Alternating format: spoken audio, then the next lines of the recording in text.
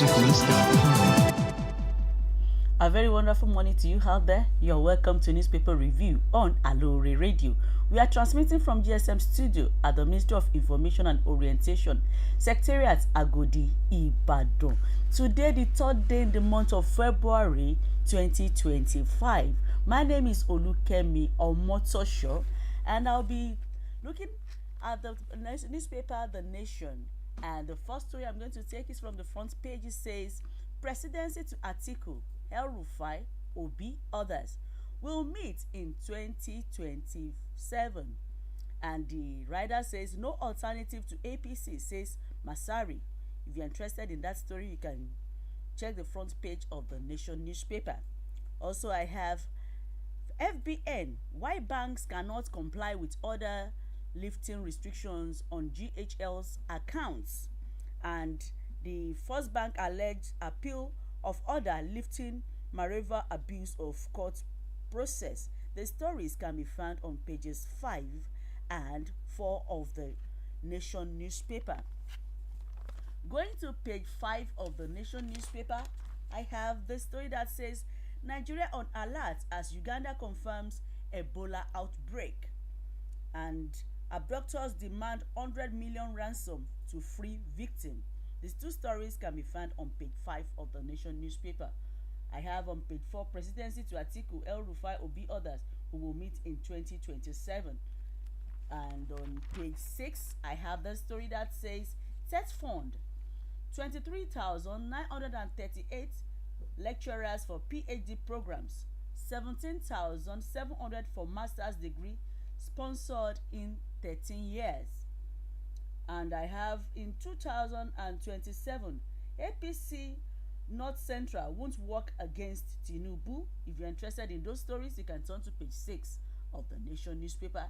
And I have this one that also says 3.9 million girls enrolled in school under Agile, says federal government. On page 7, I never indicted public against Adeleke, says Monarch. And from Oyo State, Zamfara governor visits Makinde over brother's death. The story can be found on page 7 of the Nation newspaper. Make peace with Tinubu, PDP rep member, okay, urges Aregbesola. Of course, that story can also be found on page 7 of the Nation newspaper. On agriculture, federal government appoints Ekiti as pilot state in Southwest. If you're interested in those stories, you can turn to page 7 of the Nation newspaper. And coming on page 18, I have the story that says Lagos eyes $102 million global coconut yogurt market. If you're interested in that story, you can turn to page 18 of the Nation newspaper. Decline in inflation to ease customer spending. That is coming from page 18 of the Nation newspaper. And coming from page 25, I have the story that says 10 killed as others attack a Boeing community. And still on that crime page, I have 30 died in Ondo accidents. And deportees undergo surgery in NDLEA's custody after ingesting 81 cocaine pellets. Cleric snapped for defiling minor. 3 killed in River Court clash. Abia police recovers 6 stolen vehicles. The stories can all be found on page 25 of the Nation newspaper. That is the crime page. This and many more we will give unto you. Please stay tuned as we go on a short break. In a fast-paced world, staying informed is more important than ever. From local events to global affairs, we've got you covered. Get ready to dive into the arts of the news. It's World News on Aloore Radio.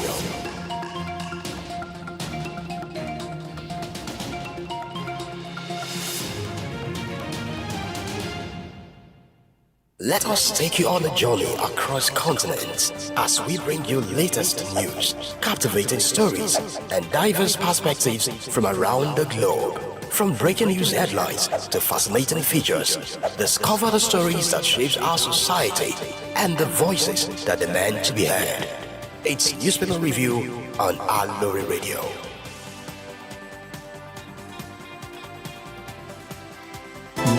Free music for marketing and promotion videos. You're welcome back to Newspaper Review on Aloore Radio. You can like and share on Facebook at www.facebook.com/Aloore Radio. On YouTube is Aloore Radio, and you can call in on 090-3985-3731. Let me go into details of the newspaper. The first story I'm going to take in details is from the front page of The Nation. It says, Presidency to Atiku, El-Rufai, Obi, others, we will meet in 2027. President Bola Ahmed Tinubu is ready for any challenge from opposition leaders during the 2027 general election, the presidency said yesterday. He faulted comments by the political opponents against the administration, describing them as distracting and malicious. The presidency advised the leading opposition figures and other critics, Alhaji Atiku Abubakar, Mr. Peter Obi, Senator Rabiu Kwakwanso, Malam Nasir El-Rufai, and Mr. Rotimi Amechi to wait till the next poll before they flex muscles. End of quote. According to the presidency, the activities of the opposition leaders are premature. He said, and I quote, "This is 2025, not 2027. Let those who want to test their popularity with Nigerians wait for the next election." End of quote. If you're interested in that story, you can turn to the front page of The Nation newspaper and continue on page 4. Presidency to Atiku, El-Rufai, Obi, others. We will meet in 2027. And with that, I'll quickly go to page 4 of The Nation newspaper. I have the story that says, Nasarawa pivoted to mineral development, says Alake. The Minister of Solid Minerals Development, Dele Alake, has emphasized the significance of Nasarawa State in advancing the nation's mining sector. Speaking while receiving Nasarawa State Governor Abdullahi Sule and Minister of Defense Abubakar Badru in his office at the weekend, Alake said Nasarawa has been a formidable partner in harnessing the state's vast mineral potential for national development. He said, Litmus, of instance, is quite massive in Nasarawa State. It is like an epic center of mining in Nigeria, which is why it is important for us to always discuss with the governor and collaborate with him to scale up mining activities in the state. I have received very warm and robust cooperation from him and the Minister of Defense, all centered around the development of our solid mineral in Nigeria. End of quote. If you are interested in that story, you can turn to page 4 of The Nation newspaper. Nasarawa pivotal to mineral development, says Alake. And coming from page 5, I have Nigerians on alert as Uganda confirms Ebola outbreak. Nigerians have been advised to avoid all but essential trips to Uganda and other countries with confirmed Ebola virus disease (EVD) cases. The advisory follows the January 30 confirmation of the outbreak of the Sudan strain of Ebola virus in Wakizo, Mukano, and Mwambe City by the Ugandan Ministry of Health. He said, and I quote, Uganda health authorities are currently tracking 44 contacts to curb further spread, says Idris. That is coming from the page 5 of The Nation newspaper. If you are interested in that full story, you can turn to page 5 and read. Nigeria on alert as Uganda confirms Ebola outbreak. And still on that page 5, abductors demand 100 million naira ransom to free victim. Abducted of an Ibadan-based agro-industrial firm, workers have demanded a 100 million ransom, from his employers.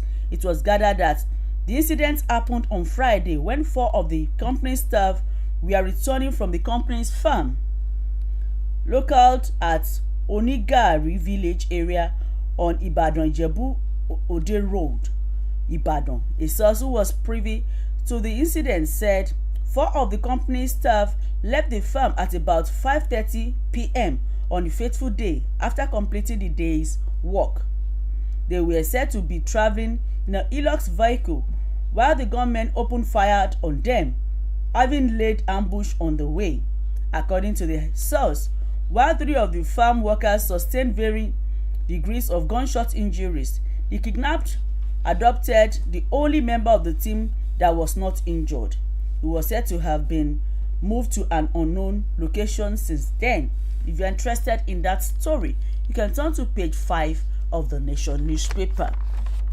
And coming from page 6, I have 3.9 million girls enrolled in school under Agile, says federal government. The federal government has said it enrolled 3.9 million girls in secondary schools across 18 states under the Adolescent Girls Initiative for Learning and Empowerment Agile project. The Agile National Project Coordinator Amina Aruna said this at the relaunch of the initiative with the theme Madubi, Empowering Girls, Transforming Communities. Aruna said 1 million girls had graduated from life skills and digital literacy acquisition training under the Agile program. The Agile initiative is a $1.2 billion World Bank flagship program targeted at addressing multifaceted barriers faced by girls, particularly in marginalized and under-deserved communities in completing their secondary education. The project is implemented by the Federal Ministry of Education in Adamawa, Bauchi, Gombe, Jigawa, Kogi, Kwara, Nasarawa, Niger, Sokoto, Yobe, Zamfara, Borno, Ekiti, Kaduna, Kano, Katsina, Kebbi, and Plateau states. If you're interested in that story, you can turn to page 6 of the Nation newspaper. 3.9 girls enrolled in school under Agile, says federal government. And still on that same page, TET Fund, 23,938 lecturers for PhD programs, 17,700 for master's degree sponsored in 13 years. The Tertiary Education Trust Fund, TET Fund, has said it sponsored 23,938 lecturers for PhD programs and 17,700 others for master's degrees in the last 13 years. The TET Fund said it sponsored over 18,766 lecturers for Doctors of Philosophy, PhD, and other 14,159 others for master's degree program within the country between 2011 and 2024. The agency said over 5,172 other lecturers got its sponsorship to overseas institutions for PhD programs and 3,541 for master's degrees in overseas tertiary institutions within the same period. TET Fund's Executive Secretary Sunday Ekono announced this at the weekend while delivering the convocation lecture of the Olabisi Onabanjo University. If you're interested in that story, you can turn to page 6 of the Nation newspaper. TET Fund, 23,938 lecturers for PhD programs, 17,700 for master's degrees sponsored in 13 years. And coming from page 7, I have Zamfara Governor visits Makinde over brother's death. Zamfara State Governor Dauda Lawal yesterday visited Oyo State Governor Seyi Makinde to commiserate with him over the death of his elder brother Sunday Makinde, an engineer. Lawal, who visited Makinde with some members of the Executive Council, said, and I quote, "Governor Makinde is my very good friend, and it is an obligation for me to come and commiserate with him and his entire family on the loss of his elder brother. I am also here with my team." If you are interested in that story, you can turn to page 7 of the Nation newspaper. And I have this one that says, "I never incited public against Adeleke," says Monarch.